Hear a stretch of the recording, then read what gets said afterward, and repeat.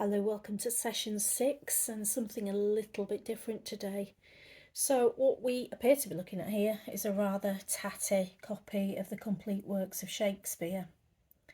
So we've got a cloth binding and we've got the gold type there. We've also got quite a lot of wear down the spine, so it doesn't at first glance look like anything particularly great. However, if we open it up, you can see inside that what we've actually got are some tiny little books inside the big book. The first page has got an award certificate, which is over the name of a lot of the details, sadly. But this in 1913 was given to, presented to a Stan Chadwick from the Union Chapel. Unity is strength. And there we've got the Reverend W. Owen, General Secretary, Speaker Secretary, Musical Director, Chief Registrar and Treasurer. Now, I don't know where this church or Union Chapel is, rather. I have done some research. I didn't come up with anything. But those names are common Yorkshire names. Smethurst, Platt, Wardle, Robotham. Yorkshire names or Lancastrian names. If we look at the bottom here, we get a clue to actually what's going on here. So this was published by David Bryce and Son of Glasgow. So in the very early 1900s, late 1800s, David Bryce focused on publishing books with very, very tiny type called the little books. If you can see here, the binding's actually completely come away. It's a box. It's not actually a book. You can see above it there. And it's not in great condition. So we're going to take the first book out. Take it out very, very gently. So here we have Shakespeare 1 and 2, D. Bryce and Son. And inside have a pocket portrait of Shakespeare. Notes on some portraits of William Shakespeare.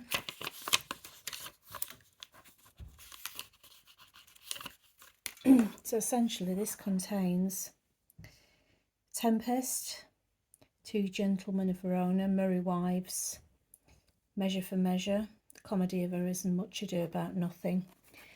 It's absolutely tiny. Absolutely tiny. You can see how small it is. So we are now going to measure this.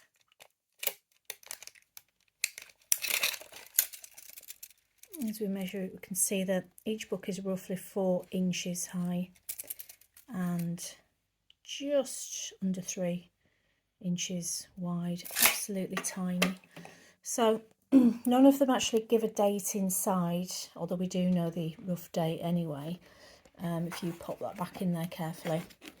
So here we've got Henry VI, Richard III, Henry VIII, Troilus and Cressida, Titus Andronicus. And we've also got Coriolanus, Macbeth, Cymbeline, Timon of Athens, Julius Caesar. And there we have got Winter's Tale. Can't read the top one.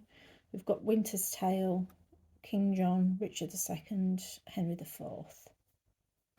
And below we have got Henry IV Part 2, Henry V, Henry VI Part 2 and Henry VI Part 3. And finally here on the fourth one we've got Hamlet, King Lear, Othello, Antony and Cleopatra, Romeo and Juliet, Pericles, Poems and Glossary. That is a lot of Shakespeare to cram into some tiny books, isn't it? I'm just going to gently remove this one. It's very difficult to do with one. I need to get one of those little holders for the camera that goes around my neck so you can see what I'm doing. If we carefully look inside, each of the books has got a bust by a different sculptor, and we have got various plates inside all the way through. You see how absolutely tiny it is. David Bryce also did several copies of the Bible, tiny little books that could be carried around in the top pocket as well. And he did, I believe, a copy of the Quran, as well as various other publications. Now, I sent a picture of this to a auctioneer about 7 or 8 years ago. The condition's not great, although the books themselves are pretty good, and they told me that there wasn't much value in it at all. Then you do go online and you have a look at some of the specialist booksellers who are trying to get circa £1,200 for this item. This particular version here is not common. There are only a few. The Shakespeare Society has them. So what I will do at the moment is not in great condition. I will probably write again to the auction house or to the Shakespeare Society, ask them if they're interested in buying it from me, and I will keep you updated.